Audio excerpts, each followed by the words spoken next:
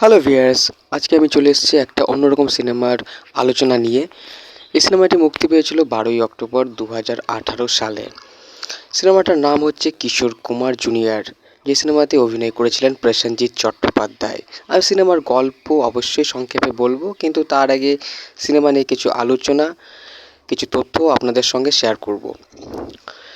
এই মুভিটা পরিচালনা করেছিলেন কৌশিক গাঙ্গুলি। সিনেমার সঙ্গীত দিয়েছিলেন ইন্দ্রদীপ দাশগুপ্ত। সিনেমাটা অ্যাকচুয়ালি ফ্যামিলি ইমোশনাল সিনেমা। যে সিনেমাতে দেখানো হয়েছে ফ্যামিলির কিছু ব্যাপার, তার মধ্যে কিছু ইমোশনাল ব্যাপার আছে। তার মধ্যে বাবার প্রতি ছেলের একটা অন্যরকম ব্যাপার আছে। এই মুভিটা প্রডিউসড করেছিলেন রূপা দত্ত, আর এই সিনেমাটি পরিচালনা করেছিলেন কৌশিক গাঙ্গুলি। কৌশিক গাঙ্গুলির কিছু সিনেমা আছে, তার মধ্যে আমার মনে হয় এই সিনেমাটিও বেশ সাফল্য পেয়েছিল। এই সিনেমাটার বাজেট হচ্ছে 1,80,00,000 মতো, আর সিনেমাটার বক্স অফিস কালেকশন হচ্ছে 6,50,00,000 মতো। এই মুভিটার গল্প হচ্ছে রজত ঘোষ নামে এক ব্যক্তিকে নিয়ে, যে ব্যক্তি কিশোর কুমারের গান করে এবং তাকে সবাই জুনিয়র কিশোর কুমার হিসেবে চেনে। তো তিনি শিল্পী হিসাবে কিন্তু বেশ জনপ্রিয় সকলের কাছে, তার গানও বেশ ভালো লাগে, লোকে তাকে সম্মানও করে, ভালোবাসে। তো তিনি স্টেজে স্টেজে গান করে বেড়ান, এবং তিনি গান করতে গিয়ে সে কিন্তু প্রচণ্ড মদ খেয়ে ফেলে। দিয়ে সেই মদ খাওয়ার জন্য তার বাড়িতে তাকে নিয়ে কিন্তু একটু কথা কাটাকাটিও চলে, কিন্তু মানুষ হিসেবে লোকটা খারাপ নয় সেটা কিন্তু বোঝা যায় তার চরিত্র দেখে।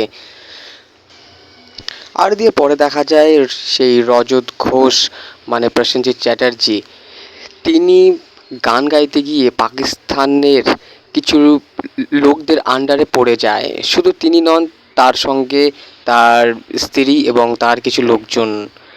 তো তারা সবাই পাকিস্তানের কিছু লোকের আন্ডারে থাকে। সেই লোকগুলোর কিছু ব্যাপার থাকে, সে কারণে তাদেরকে ধরে রাখা হয়, এরকম কিছু বোঝা যায়।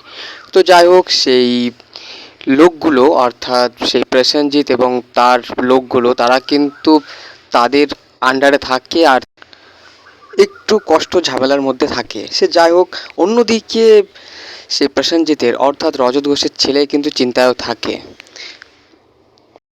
দিয়ে পরে দেখা যায় সে প্রসেনজিৎ সে ওই পাকিস্তানি লোকদেরকে গান শোনায়, আর তার স্ত্রী রান্না করে সবাইকে খাওয়ায়, এরকম একটা ব্যাপার চলতে থাকে। আর দিয়ে পরে সব কিছু ঠিকঠাক বলে মনে হয়। তো ভিউয়ার্স, এই ছিল সিনেমার সংক্ষিপ্ত কাহিনী।